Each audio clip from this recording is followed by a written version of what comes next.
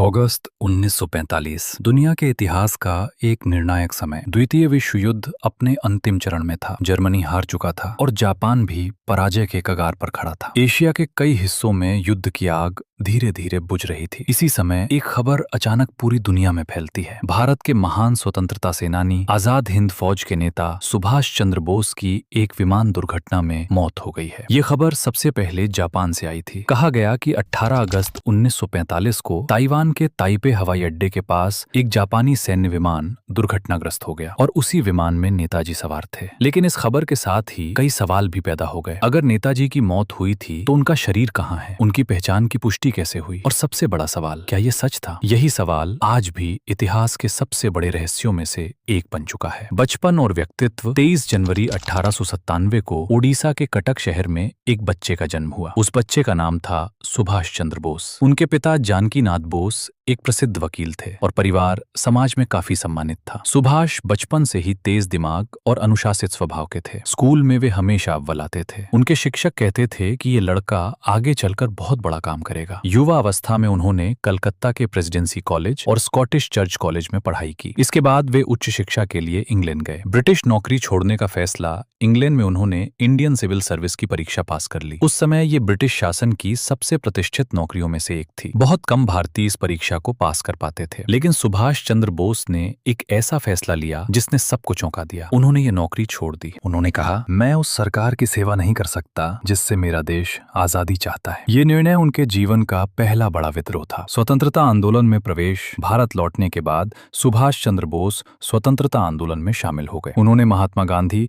और जवाहरलाल नेहरू जैसे नेताओं के साथ काम किया। लेकिन उनकी सोच थोड़ी अलग थी। गांधी जी अहिंसा के रास्ते पर विश्वास करते थे, जबकि बोस मानते थे कि ब्रिटिश साम्राज्य को केवल शांतिपूर्ण आंदोलन से हराना कठिन होगा। उनका मानना था कि भारत को अंतर्राष्ट्रीय समर्थन और सैन्य शक्ति की भी जरूरत है। कांग्रेस अध्यक्ष और मतभेद। 1938 में सुभाष चंद्र बोस भारतीय राष्ट्रीय कांग्रेस के अध्यक्ष चुने गए। उनकी लोकप्रियता तेजी से बढ़ रही थी। लेकिन 1939 में जब वे दोबारा अध्यक्ष बने तो कांग्रेस के भीतर मतभेद बढ़ गए। अंततः उन्हें अध्यक्ष पद से इस्तीफा देना पड़ा। इसके बाद उन्होंने एक नई राजनीतिक धारा शुरू की, फॉरवर्ड ब्लॉक। रहस्यमय पलायन। 1941 में ब्रिटिश सरकार ने नेताजी को नजरबंद कर दिया। लेकिन एक रात कुछ ऐसा हुआ जिसने ब्रिटिश सरकार को चौंका दिया। सुभाष चंद्र बोस अचानक गायब हो गए। उन्होंने भेष बदलकर भारत से बाहर निकलने की योजना बनाई थी। कहा जाता है कि उन्होंने दाढ़ी बढ़ा ली और एक अफगान व्यापारी के रूप में यात्रा की। वे कोलकाता से निकलकर अफगानिस्तान पहुंचे और फिर वहां से सोवियत संघ और जर्मनी चले गए। ये यात्रा उस समय के सबसे साहसी गुप्त मिशनों में से एक मानी जाती है। जर्मनी से जापान तक। जर्मनी में उन्होंने हिटलर की सरकार से संपर्क किया और भारत की आजादी के लिए समर्थन मांगा। हालांकि यूरोप की परिस्थितियां जटिल थीं। बाद में वे जापान पहुंचे। यहीं से उनकी सबसे बड़ी योजना शुरू हुई, आजाद हिंद फौज।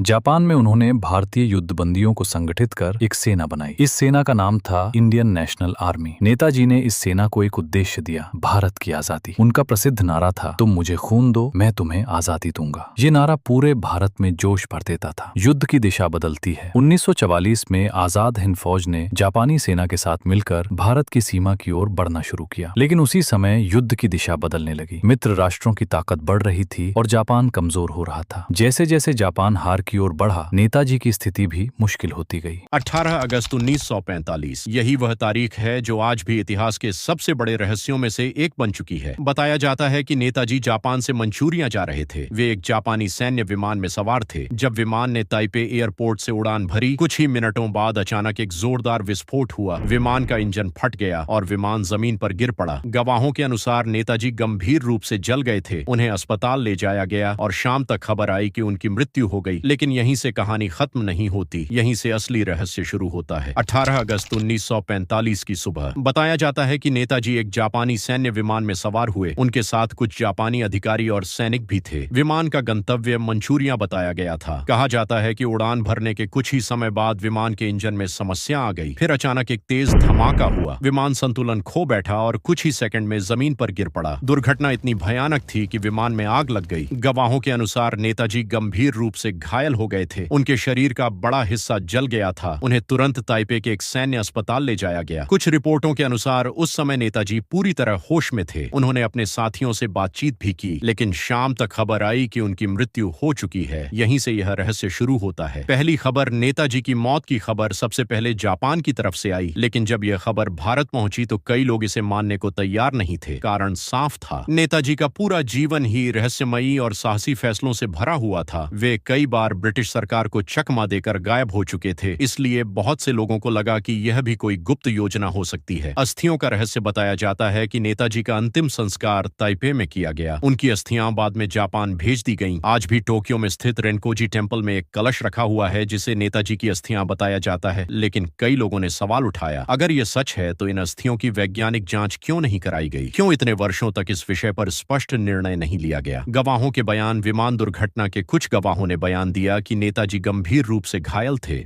लेकिन कुछ रिपोर्टों में कहा गया कि उनकी हालत इतनी खराब नहीं थी। कुछ गवाहों ने कहा कि नेताजी ने आखिरी समय में भारत की आजादी की बात की, लेकिन इन गवाहियों में कई विरोधाभास भी थे। इतिहासकारों के लिए यही सबसे बड़ा सवाल बन गया। सोवियत संघ वाली थ्योरी, समय बीतने के साथ एक नई कहानी सामने आई। कुछ लोगों का दावा था कि नेताजी उस विमान में सवार ही नहीं थे। उनका कहना था कि नेताजी सोवियत संघ जाने की योजना बना रहे थे। कुछ रिपोर्टों के अनुसार वे सोवियत क्षेत्र में पहुंचे और वहां उन्हें कैद कर लिया गया। हालांकि इस थ्योरी के समर्थन में कोई पक्का प्रमाण सामने नहीं आया, लेकिन यह कहानी कई वर्षों तक चर्चा में रही। रहस्यमयी साधु, 1960 और 1970 के दशक में एक और कहानी सामने आई। उत्तर प्रदेश के फैजाबाद शहर में एक रहस्यमयी साधु रहते थे। लोग उन्हें कहते थे गुमनामी बाबा। कहा जाता है कि वे बहुत कम लोगों से मिलते थे और हमेशा पर्दे के पीछे रहते थे। जब 1985 में उनकी मृत्यु हुई तो उनके कमरे से कई ऐसी चीजें मिली जो नेताजी से जुड़ी बताई जाती थीं। इनमें किताबें, पत्र और कुछ निजी सामान शामिल थे। इससे कई लोगों को लगा कि शायद वही नेताजी थे, लेकिन यह सिद्धांत भी पूरी तरह साबित नहीं हो पाया। जांच आयोग, भारत सरकार ने इस रहस्य को सुलझाने के लिए कई जांच आयोग बनाए। सबसे पहले बना शाहनवाज कमेटी। इस समिति ने निष्कर्ष निकाला कि नेताजी की मौत विमान दुर्घटना में हुई थी। इसके बाद बना खोसला कमीशन। इस आयोग ने भी लगभग यही निष्कर्ष दिया, लेकिन तीसरा आयोग, मुखर्जी कमीशन, ने कहा कि उपलब्ध सबूत यह साबित नहीं करते कि नेताजी की मौत उस विमान दुर्घटना में हुई थी। इस रिपोर्ट ने रहस्य को और गहरा कर दिया। रहस्य आज भी क्यों है? इतने वर्षों बाद भी नेताजी की मौत का सच पूरी तरह सामने नहीं आया। कुछ दस्तावेज अभी भी पूरी तरह सार्वजनिक नहीं हुए हैं। कई गवाह अब इस दुनिया में नहीं रहे और जो सबूत मौजूद हैं वे अलग अलग कहानियां बताते हैं। अंतिम सवाल, क्या नेताजी सच में उस विमान हादसे में मारे गए थे या वे किसी गुप्त योजना के तहत दुनिया की नजरों से गायब हो गए? यह सवाल आज भी इतिहासकारों और शोधकर्ताओं को उलझन में डाल देता है। लेकिन एक बात निश्चित है, सुभाष चंद्र बोस का नाम भारत की आजादी के इतिहास में हमेशा अमर रहेगा। उन्होंने लाखों भारतीयों को यह विश्वास दिलाया कि आजादी के लिए हर संभव प्रयास किया जा सकता है, और शायद इसी कारण उनकी कहानी आज भी लोगों को उतना ही आकर्षित करती है जितना पहले करती थी, क्योंकि कभी-कभी इतिहास के सबसे महान नायक सबसे बड़े रहस्य भी बन जाते हैं।